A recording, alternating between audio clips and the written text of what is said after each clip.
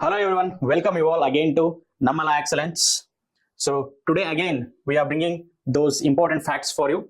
So to start with the article 23 and 24, which will talk about the right against exploitation.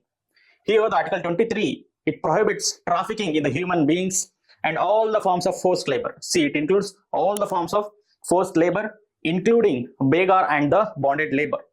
This is available to both citizens as well as non-citizens, and it will protect against the state actions as well as the private individuals. But remember, the constitution itself does not mention the punishment. Rather, it will empower the parliament to come up with a law to ensure the punishment, and the parliament came up with such a law that is called as the Immoral Traffic Prevention Act 1956. So this is the law that mentions the punishment. And remember, the term forced labor will also include the compulsion on the basis of economic circumstance. That is, if somebody is misusing the poverty of a person and they are engaging that person for a work as a labor, that is the wage which is below that of the minimum wage. That means if you are providing the below minimum wage to a person and if you are getting the work done, that is also considered as the forced labor. But here there is an exception. The exception is the state, that is the government, can impose the compulsory service for the public purpose.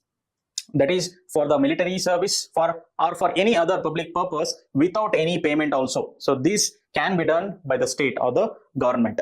However, to force someone or to put compulsion upon the public service, there should not be any discrimination on the grounds only of religion, race, caste or class. So these you should remember. That is, there should not be any discrimination only on these grounds, that is religion, race, caste or class. So these are some of the important things that you should remember from Article 23 perspective.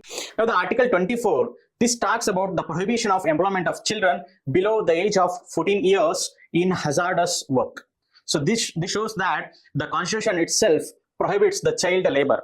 That is, employing the children below the 14 years of age in hazardous work. See, remember again, it is hazardous work, not any type of work. So they can be employed in the entertainment industry like cinema and serials or drama, and also the family-based businesses or innocent works, the agriculture work. For these, they can be engaged, but not in the case of the hazardous works like mining. So just look at this question from the 2017 UPSC Civil Service Prelims. Which of the following are envisaged by the right against exploitation in the Constitution of India? So here you should remember this right against exploitation is under Article 23 and 24 only, not others. So first one is prohibition of traffic in human beings and forced labor. As I told, Article 23, we'll talk about this. Abolition of untouchability, this is under Article 17, but although this abolition of untouchability is too much of in relation with the right against exploitation, but in the Constitution, this is given under the right to equality. And then comes protection of interest of minorities. So here again the minorities, this comes in the Article 29 and 30, where there is rights for the culture and language protection. Fourth one, prohibition of employment of children in factories and mines. So this is given under the Article 24. So here only the 23 and 24 articles, that is prohibition of traffic in human beings and forced labor and prohibition of employment children in factories and mines. So these are the two which are envisaged by the right against exploitation in the Constitution of India. So we'll have to read very, very carefully, that is in the Constitution of India. Moving on to the next articles, that is 25 to 28, which will talk about the right to freedom of religion. As you all know, India is a secular country. The preamble says that India is a secular country. There is no official religion of the state. The state should treat all the religions equally. In the country, there should be right to equality for all the religions. For the people who are following different religions, they should be treated equally in the public spaces. There should not be any discrimination. So considering this, Article 25 to 28 will give the right to freedom of religion, which will vary from individual right to that of the community rights, that is the religious rights. Article 25 will talk about the freedom of conscience, free profession, practice, as well as propagation of the religion. So you should remember these terms. Sometimes there can be a direct question that the Article 25 in freedom of religion will gives to. It gives to the freedom of conscience, free profession, practice, as well as the propagation of religion. But remember, the freedom of conscience will include right not to worship also. There cannot be force upon someone to worship or to follow the religious practices. It is one's own conscience. So one's own conscience it includes a right to worship also and right not to worship also. And the right to propagate does not include the forcible conversion. The one can propagate the religious principles and practices can spread the religious principles, but they're not supposed to forcibly convert someone. And remember, the Article 25 will not only cover the religious beliefs, but it also covers the religious practices.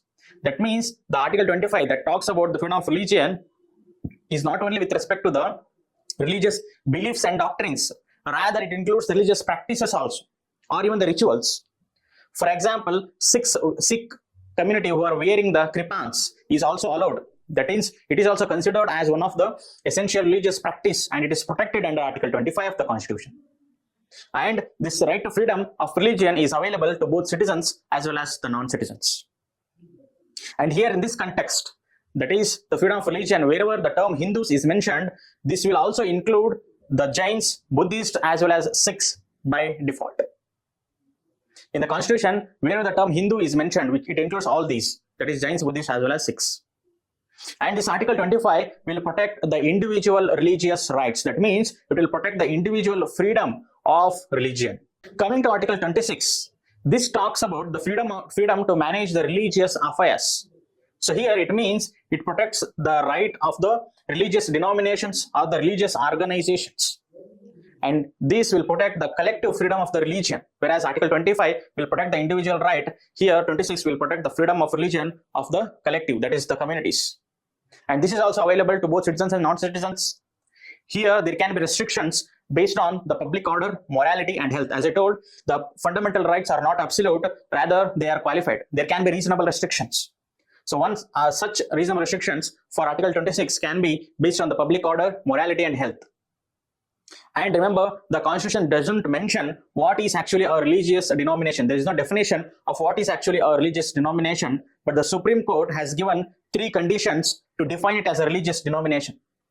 One is there should be a collection of individuals with a system of beliefs. That means they should have a set of beliefs and doctrines. Second, there should be a common organization of these. And third, there should be a distinctive name of this organization. So these 3 conditions have been given by the Supreme Court and not by the Constitution. This you should remember. In the question they can ask, the Constitution gives the definition of religious denomination as collection of individuals with system of beliefs, common organization, distinctive name. That is wrong. It is not Constitution, rather it is the Supreme Court verdict. And here remember that there is a difference between the essential religious practices and the non-essential religious practices. So here the essential religious practices are protected under the Constitution, whereas the non-essential one are not protected, and there can be restriction by the government or the state. So this distinction of essentiality and non-essentiality was first framed by the Supreme Court in the Shirur Mutt case in 1954. So later on, according to various Supreme Court judgments, below are some of the non-essential religious practices. So upon these practices, there can be restriction by the state. For example, using loudspeakers or procession is not an essential religious practice. Offering prayers by blocking the roads or any public space is also a non-religious practice. Sorry, it is a non-essential religious practice. And abolition of hereditary rights of archakas or the priest is also one of the non-essential religious practice. And also the government can vest the secular activities of a temple with it or under the committee which is formed by the government. That means if in a temple, if there is secular activities such as the management, so such secular activities can remain with the state or under the committee which is formed by the government, because this will not affect the religious practices. This will not affect the religious sentiment because it is a secular activity and not the religious activity. Moving on to Article 27. Article 27 talks about the freedom from taxation for the promotion of religion. So here the term, that is freedom from taxation. So there should not be any tax upon the promotion of any of the religion. But this freedom from taxation doesn't include the fee. There can be fee which can be levied for the management of some religious organization or a temple. So fee can be levied, but they are free from the taxation. And this also includes, that is freedom from taxation for promotion of religion will also include that state should not spend the public money for the promotion of any particular religion. That means India, which is a secular country, the state doesn't have any official religion. It should treat all the religions equally, and that is why state should not use that public money to promote any one particular religion. But the state can spend for promotion of all the religions. So this is what will depict the nature of state as a secular one. The next article, that is Article 22, will talk about the freedom from attending the religious instruction. So here this is with respect to the education institutions. There are different education institutions, one which is completely under the state, which is partially funded by the state, or some institutions which are developed, or can say which were formed by the trust or endowments. So depending upon the different categories, there is a freedom from attending the religious instructions. First one is the religious instructions are completely prohibited in the education institutions which are wholly maintained by the state. That means the government schools, colleges, and the ones which are completely maintained by the state, fully funded by the state, in these institutions, the religious instructions are completely prohibited. And the second one, the institutions which are established under the trust, in those the religious instruction is permitted. Whereas in the case of the religious or the education institutions which will receive the aid from the state, in such institutions it is permitted on the voluntary basis. That is, people who are willing can attend the religious instructions, people who do not want, they need not attend. So this is based on the voluntary basis. So I hope you have understood all these facts, and I hope this is helping for you guys. And again, in the next video I will come up with the next articles. Thank you very much.